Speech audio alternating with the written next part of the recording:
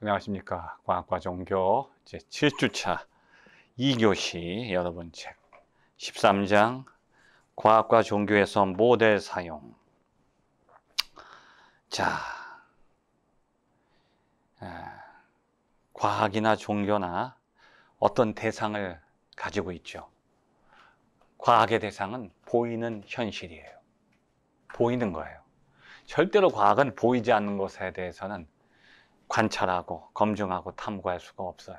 근데 종교는 보이지 않는 것을 또 대상으로 해요. 그런데 종교는 어차피 보이지 않는 대상이죠. 근데 과학은 보이는 대상인데, 보이는 대상을 연구하다 보면 보이지 않는 부분까지 연결이 돼요. 근데 보이는 것은 설명하고 분석하고 이해할 수 있는데, 보이지 않는 부분에 대해서는 보이지 않기 때문에 추측을 하고 예측을 할 수 있을 뿐입니다. 그런데 그것을 추측하고 예측하는 것을 또 검증하고 분석하기 위해서는 보이지 않기 때문에 보이는 어떤 것과 연결시켜서 유사한 것을 찾아내서 대신 설명하려고 하죠. 이것을 유비라고 그래요. 비유, 유비. 아날로지. 유사한 것을 서로 대비시키고 대칭시켜서 설명하는 거죠. 자, 하나의 모델을 제시하는 거예요. 모델. 어떤 것 자체를 설명할 수 없으니까 그것을 위해서 어떤 모델을 만들어내요. 여러분, 여기 지금 이 스튜디오 밖도 저기 아파트가 단지가 있는데 아파트를 아직 짓지 않았잖아요. 짓지 않고 이제 분양하기도 전인데 사람들에게 분양을 하기 위해서는 조감도 만들어 놓고 모델 하우스라는 게 있잖아요. 모델. 똑같이 완전히 똑같지는 않잖아요. 근데 유사하게 만들고서 대신 경험할 수 있도록 하는 거예요.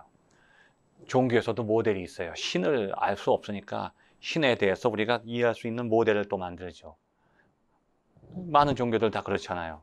기독교에서도 그러잖아요. 무슨 어린 양이라고 하는 모델을 쓰기도 하고, 하여튼 메시아라든지 여러 가지 모델들을 쓰잖아요. 자, 종교나 과학에서 공통점은 복잡한 실체들, 복잡하거나 설명할 수 없고 보이지 않는 것을 설명하기 위해서는 모델을 설명한다는 거예요. 과학에서도 원자핵을 설명하는데 원자핵은 보이지가 않아요. 그러니까 가설을 제시하는데 그냥 제시할 수 없으니까 모델을 통해서 이런 가설을 제시하는 거예요. 자, 시각적 확인이 불가한 실체. 근데 그것을 나타내야 될 때가 있어요. 과학도 그렇고 종교도 시각적 확인이 눈에 보이게 확인할 수 없는 실체를 나타내야 될 때는 할 수 없이 유비, 비유, 아날로지 또는 모델을 사용한다는 겁니다. 자, 예를 들면 대표적인 게 DNA죠, DNA. 우리 세포는 세포 안에 핵이 있고 핵은 수많은 그 실타래 같은 염색사라는 게 있어요. 염색사를 이렇게 또 열어보면 그 안에 염색체가 있어요. DNA. 디옥시리보스 뉴클리어 애시드. 이게 바로 유전자라는 거예요. 유전자. 여기 보면 여기 143페이지 나오죠. 유전자나 전자를 실제로 본 사람은 없다. 물론 X선 촬영 사진의 적절한 해석으로 크리크 왓슨이 나선 구조를 밝혀냈는데 모델을 만들어낸 거예요. 마찬가지로 아무도 신을 본 사람은 없다. 볼 수가 없죠. 봤으면 잘못 본 거든지 신이 없든지 봤다고 한다면, 아니면 본 사람이 죽어야 되죠. 물론 기독교에서는 아버지 품 안에 계신 외아들로서 하나님과 똑같으신 그분이 하나님을 알려줬다. 아들 예수 그리스도가 알려줬다고 하는 거죠. 그걸 전하는 거예요. 이 세상에 나타난 신의 모델이 아들이라는 거죠. 그러니까 종교에서도 모델을 사용하고 과학에서도 모델을 사용한다는 거죠.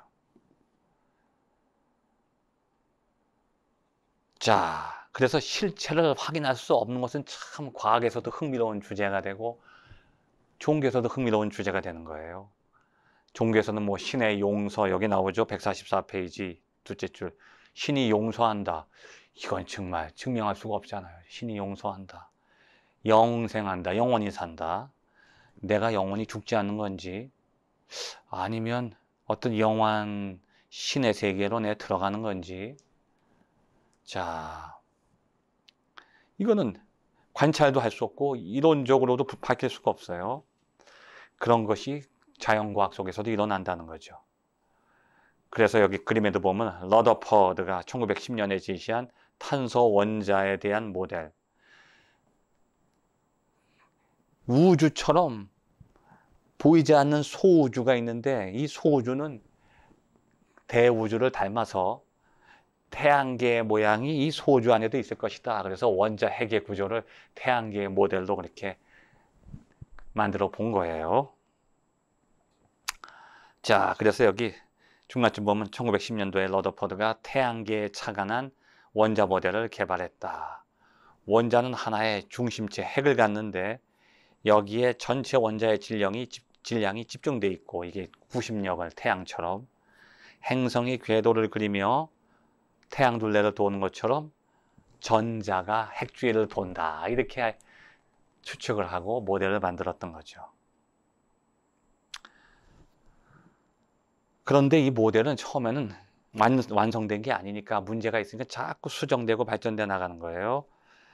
자, 그래서 이 모델의 특징들을 여기 네 가지 패턴이, 모든 모델들, 종교 모델이나 과학 모델은 네 가지 패턴이 나타난다는 거죠. 1. 145페이지. 어떤 계통의 성질이 확정되고 일부 패턴이 확인된다. 어떤 계통의 성질이 확정되고 패턴이 확인된다. 패턴이 확인되면 그 다음에 모델이 개발되죠. 이 계통의 가장 중요한 속성을 설명하는데 그 모델이 사용하는 거예요. 근데 그 모델 안에 또 문제가 완전하지가 않으니까 문제점들이 드러나는 거죠. 그래서 그것을 보완하기 위해서 모델이 또 수정되고 개선된다고 하는 거예요.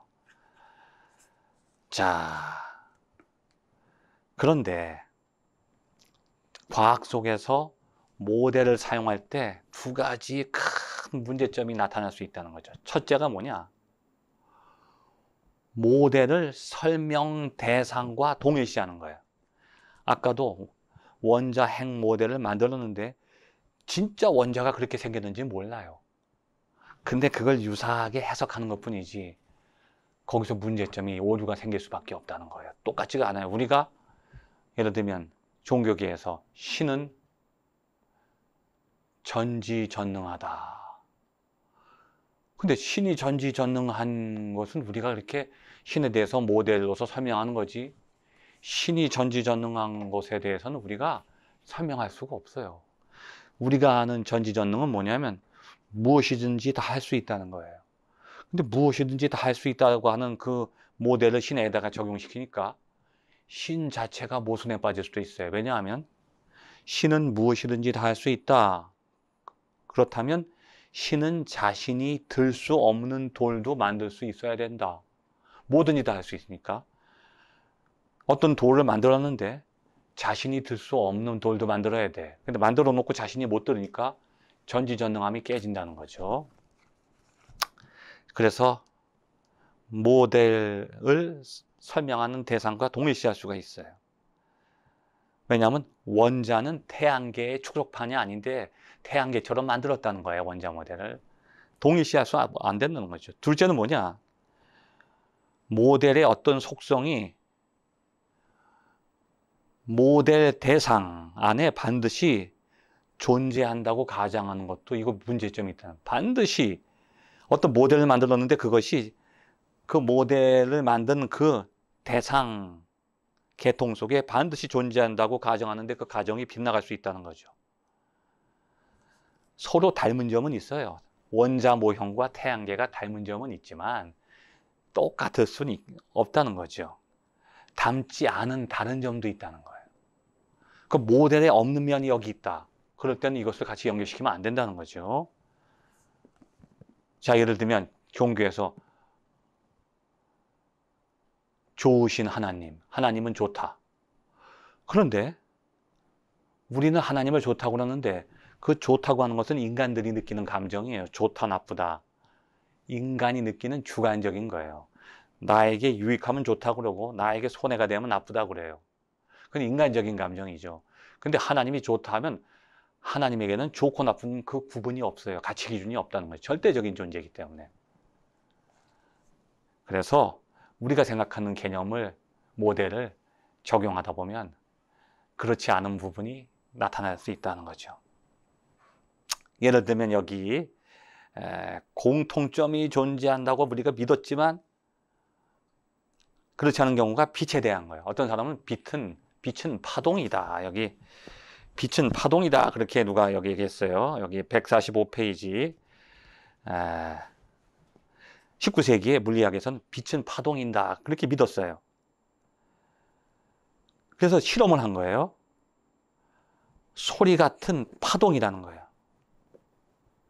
근데 파동이 있으려면은 그 파동이 타고 가는 이동 매체가 있다는 거예요.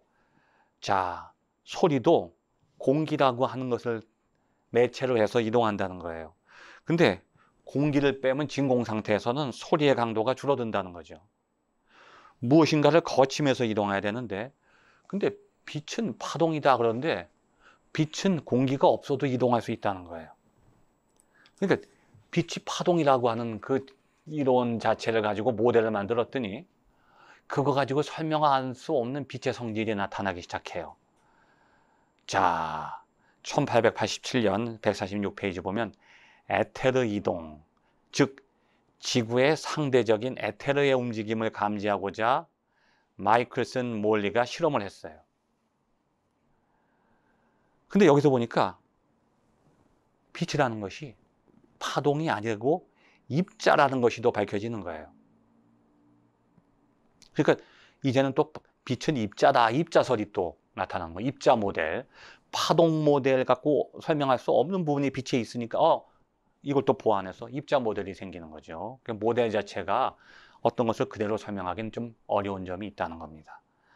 자, 중간쯤 보면 과학에서 그래서 모델의 발전을 보여주는 가장 흥미로운 사례 중에 하나가 진화론이라는 거예요. 자연선택. 이 자연선택 모델이에요.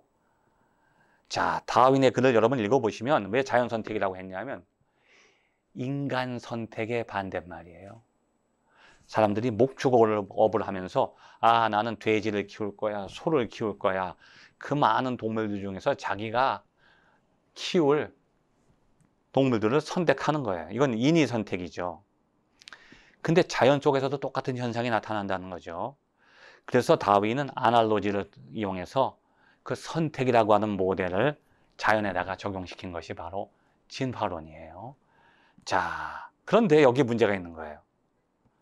자연이 선택의 주체가 된다는 거죠.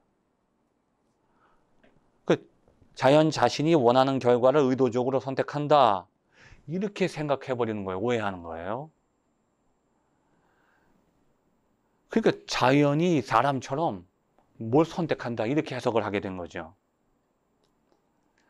그래서 자연이 행위하는 것처럼 그렇게 묘사되면서 자연 속에서 일어나는 작용을 우리가 좀 오해할 수 있게 됐다는 그런 문제가 있는 거예요.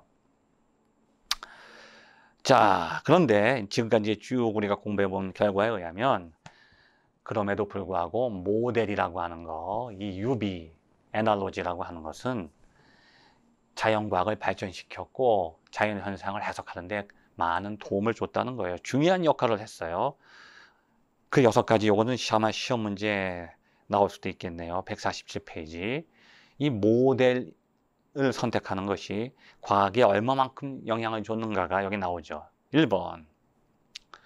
모델은 복잡하고 추상적인 개념을 효과적으로 시각화하는 방법으로 간주되는 거예요.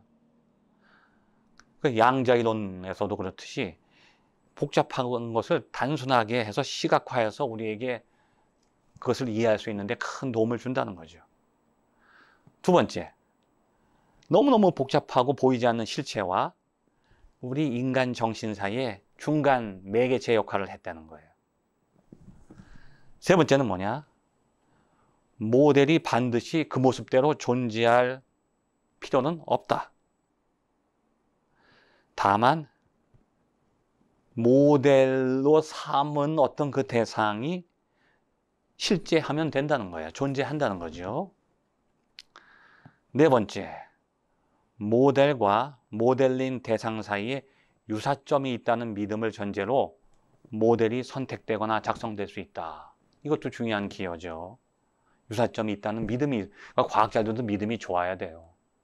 종교만 믿음이 있는 게 아니라 과학도 자기가 설명할 수 없고 보이지 않는 것에 대해서는 확신을 갖고 믿고 나아갈 때 거기서 확실한 또 결과를 도출할 수도 있다는 거죠. 자, 다섯 번째. 따라서 모델은 모델링 대상과 동일하지 않으며 동일시해서도 안 된다. 이런 교훈을 주는 거예요. 동일하지는 않다. 6번. 특히 모델의 모든 속성이 모델링 대상 실체와 부합한다고 가정해서는 안 된다. 이런 모델의 역할, 장점과 단점에 대해서 우리에게 귀한 교훈을 주었다는 거죠. 자, 그렇다면 모델이 과학에서 이런 역할을 했다면 종교에서는 어떤 역할을 하는가? 왜냐하면 과학과 종교도 모델을 선택하기 때문에 과학처럼 종교에서도 모델이 큰 역할을 할 것이다. 이렇게 본다는 거죠. 자, 종교에서는 신에 관해서 이야기하는 거예요. 신학은. 종교는, 과학은 현실을 분석하고 관찰하지만 종교는 신을, 보이지 않는 신을 얘기하는 거니까 그 모델 자체가 더 어렵고 난해할 수 있다는 거죠. 자, 그럼 신을 어떻게 얘기하고 설명할 것인가? 근데 비트겐슈타인이라고 하는 분석 철학자가 있어요. 이 분석 철학자는 뭐냐면, 비트겐슈타인이라고 하는 사람은 이 철학이라고 하는 것은 언어다.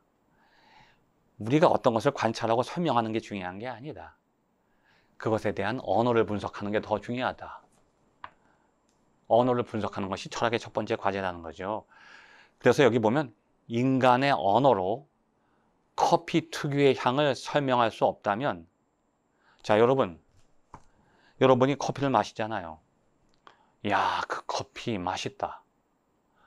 근데 다른 옆에 커피 전문점 가서 또 커피를 먹었는데 다른 원두예요. 그런데 먹으면서 맛있다. 분명히 맛이 다르거든요. 근데 맛있다고 하면 그것을 과연 설명한 것이 될 수 없다는 거지. 이 커피는 신맛이 강하고 여기는 쓴맛이 강한데 이 쓰고 신맛에 대한 느낌은 내가 가지고 있지만 인간이 경험하는 것을 언어로 완벽하게 표현할 수가 없다는 거죠. 자기가 경험한 것도 언어로 설명할 수 없다면, 과학이 자기가 관찰한 것도 언어로 설명하기가 힘들다면, 그럼 종교는 자기가 경험하지도 못하는 신의 존재를 어떻게 더 쉽게 설명할 수 있겠는가? 그러면서 비트겐슈타인은 이러한 신에 대한 모델을 아주 강하게 부인했던 사람이에요. 분석 철학자인데. 자, 그런데 바버라고 하는 사람은 과학과 종교의 관계에 대해서 연구하면서 종교 모델과 과학이론 모델 사이에 세 가지 유사점과 세 가지 차이점, 이것도 시험 문제 나오기 좋아요. 종교 안에도 과학처럼 모델 사용이 가능해. 왜냐하면 종교 안에 과학과 같은 모델의 유사점이 세 가지가 있다는 거예요. 그래서 종교도 가능하다고 보는 게, 유사점이 세 가지 있고 차이점이 세 가지 있는데, 종교 모델과 과학 모델의 유사성 세 가지 먼저 얘기할게요.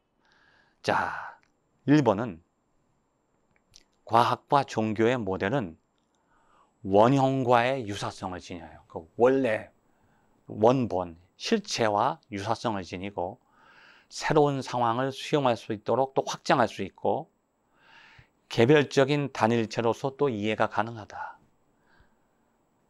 그러니까 모든 모델은 종교나 과학이나 그 실체와 유사성을 발견할 수 있다는 거예요. 또 이것을 더 개선시켜 나갈 수도 있고 그 모델을 하나로서 이해할 수 있다는 거예요. 두 번째, 과학 모델과 종교 모델은 문자 그대로 실체를 묘사한 것이지만 그냥 쓸만한 허구다, 그냥 우리가 쓸만한 가짜다, 그렇게 간주해서는 안 된다는 거예요.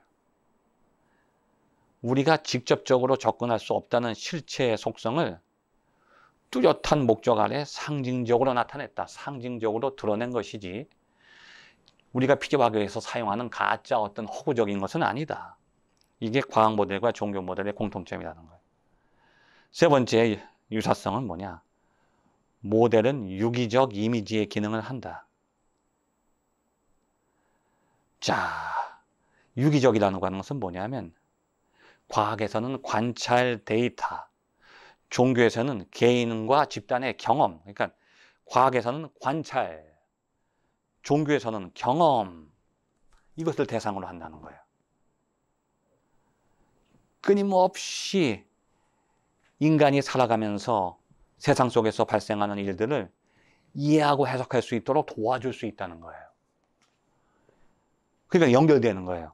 이 모델이 인간의 삶과 연결되어 있어. 다른 모든 인간의 경험들과 다 연결이 되어 있다는 거예요.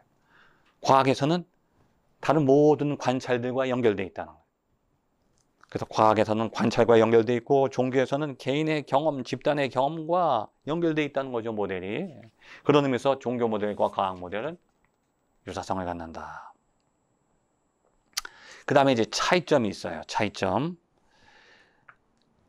1. 종교 모델은 비인지적 기능을 수행하는데 과학 모델에는 그러한 기능이 없다. 종교 모델은 내가 그것을 인지하는 게 아니라 인지하지 못해도 그 모델이 영향을 줘요. 내가 그걸 확인하고 느끼고 이해하고 해석하지 못하는데 그 인간의 이성을 넘어서서 어떤 기능을 수행한다는 거죠. 근데 과학에서 모델에는 그게 없어요. 과학은 내가 인지하고 느끼고 이해하지 않으면 존재하지 않는 거거든요. 인정될 수 없잖아요. 그런 면에서 종교 모델과 과학 모델의 차이가 있다. 그 다음에 두 번째 차이점 뭐냐면 종교 모델은 과학 모델에 비해서 개인의 전적인 참여를 이끌어낸다. 종교 모델은 내가 거기 완전히 몰입해야 돼. 내가 그 자신, 그 속으로 완전히 들어가야만 종교 모델 속에서는 그 모델을 인간이 경험하는 거예요. 근데 과학 모델에서는 내가 그 안으로 완전히 참여할 필요가 없어. 그냥 내가 그것을 이해하고 해석하는 도구로 사용한다고 하는 거죠. 그러니까 나하고 거리가 있어요. 과학 모델은 모델과 나 사이에 거리가 있어. 근데 종교 모델은 모델이 나하고 내가 모델이 돼야 돼. 내가 모델과 나를 동일시해야 돼.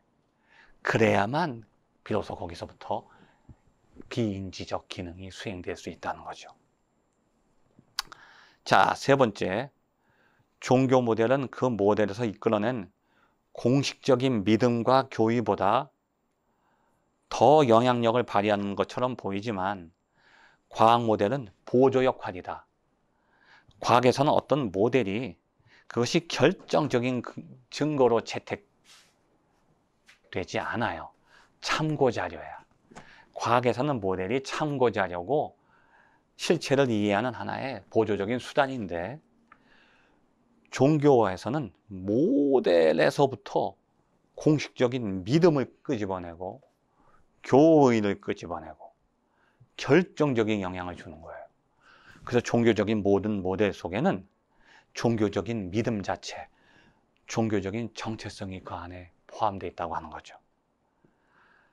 그래서 종교 모델과 과학 모델 사이에는 세 가지 유사성과 세 가지 차이점이 있다. 이건 여러분이 머릿속에 잘 인지해 두시고 시험 문제 나오면 잘 준비해 주시기 바랍니다. 자, 그래서 과학 모델에서는 공식화시키고 검증하는 그런 과정이 꼭 필요해요. 어떤 모델을. 근데 종교에서는 공식화할 필요가 없어요. 검증할 필요가 없어요. 이미 그 모델 속에서 이미 검증되고 공식화되기 때문에 과학처럼 추가로 그렇게 그런 작업을 할 필요가 없다고 하는 거죠. 자, 그래서 여기 보면 종교에서 보면 여러 가지 모델들이 나오죠. 뭐 목자 모델, 뭐 여러 가지 모델들이 나오는데 그 모델 자체가 그 안에 공식성과 검증성을 가지고 있고 과학 모델에서는 그것이 추가적으로 공식화되고 검증되어야 된다고 하는 것이 종교적인 모델과 과학적 모델의 차이점이라고 하는 거죠. 자, 이런 내용을 가지고 이제 우리가 다음 시간에는 자연과학과 자연시간으로 신학으로 넘어가기로 하겠습니다. 감사합니다.